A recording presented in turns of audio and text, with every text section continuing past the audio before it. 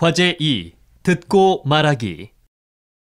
1번, 최근 미국 시카고 대학이 소극적인 쥐와 적극적인 쥐를 대상으로 성격과 암과의 관계를 연구했습니다.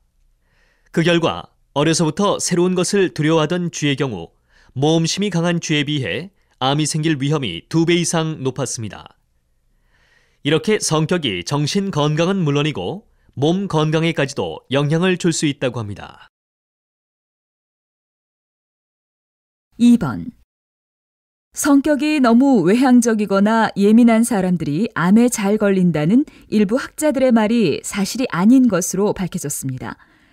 덴마크의 한 암 연구소의 조사 결과에 따르면 외향적이거나 예민한 성격의 사람들이 다른 사람들에 비해 암이 더 잘 생기지는 않았다고 합니다.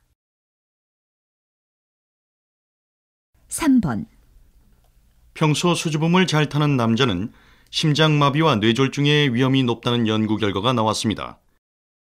미국의 한 대학 연구팀의 조사 결과에 따르면 수줍음이 많아 사람들과 잘 어울리지 않는 남성은 외향적이고 사교성이 좋은 남성에 비해 심장마비나 뇌졸중의 위험이 더 높은 것으로 나타났습니다. 수줍음이 많은 성격은 낯선 상황에서 다른 사람보다 스트레스를 많이 받고 모임에도 잘 나가지 않아서 몸을 움직이지 않고 집에서 보내는 시간이 많기 때문이라고 합니다. 4번. 우리는 보통 꼼꼼한 성격이 암에 더 잘 걸린다고 생각해왔죠.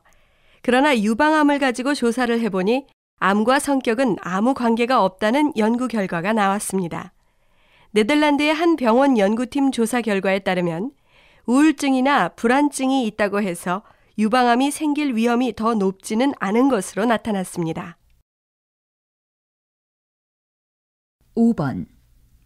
보통 느긋하고 낙천적인 사람들 중에는 살찐 사람이 많고 예민한 사람들 중에는 마른 사람이 많다고 말하죠. 이 이야기가 과학적으로도 사실인 것으로 나타났습니다.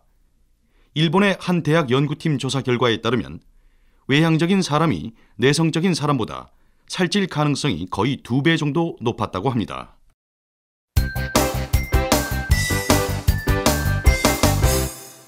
과제 2.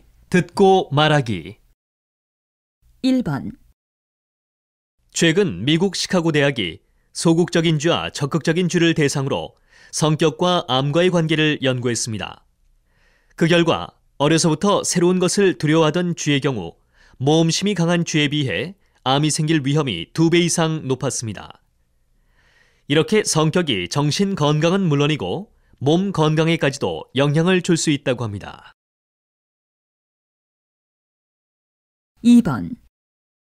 성격이 너무 외향적이거나 예민한 사람들이 암에 잘 걸린다는 일부 학자들의 말이 사실이 아닌 것으로 밝혀졌습니다. 덴마크의 한 암 연구소의 조사 결과에 따르면 외향적이거나 예민한 성격의 사람들이 다른 사람들에 비해 암이 더 잘 생기지는 않았다고 합니다. 3번. 평소 수줍음을 잘 타는 남자는 심장마비와 뇌졸중의 위험이 높다는 연구 결과가 나왔습니다. 미국의 한 대학 연구팀의 조사 결과에 따르면 수줍음이 많아 사람들과 잘 어울리지 않는 남성은 외향적이고 사교성이 좋은 남성에 비해 심장마비나 뇌졸중의 위험이 더 높은 것으로 나타났습니다. 수줍음이 많은 성격은 낯선 상황에서 다른 사람보다 스트레스를 많이 받고 모임에도 잘 나가지 않아서 몸을 움직이지 않고 집에서 보내는 시간이 많기 때문이라고 합니다.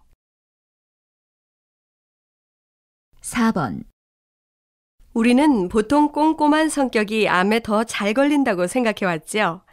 그러나 유방암을 가지고 조사를 해보니 암과 성격은 아무 관계가 없다는 연구 결과가 나왔습니다. 네덜란드의 한 병원 연구팀 조사 결과에 따르면 우울증이나 불안증이 있다고 해서 유방암이 생길 위험이 더 높지는 않은 것으로 나타났습니다. 5번. 보통 느긋하고 낙천적인 사람들 중에는 살찐 사람이 많고 예민한 사람들 중에는 마른 사람이 많다고 말하죠.